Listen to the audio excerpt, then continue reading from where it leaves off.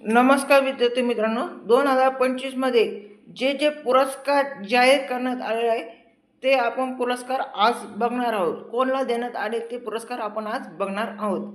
त्याच्यातला एक नंबर आहे साहित्य अकादमी पुरस्कार 2024. सुधीर रसाळ यांना विद्याचं गद्यरूप हे पुरस्कार जाहीर करण्यात आलेला आहे. त्यानंतर 2 नंबर आहे विदा करंदीकर जीवन गौरव पुरस्कार 2024 रावसाहेब बोराडे.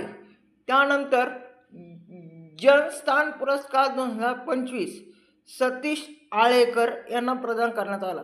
त्यानंतर गरिमा पुरस्कार 2024 आशा काळे यांना करण्यात आला.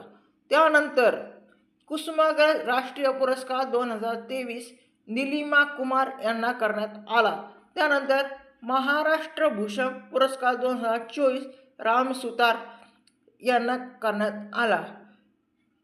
चला, एवढ्यासाठी आपण व्हिडिओ लाईक आणि सबस्क्राईब करा. धन्यवाद.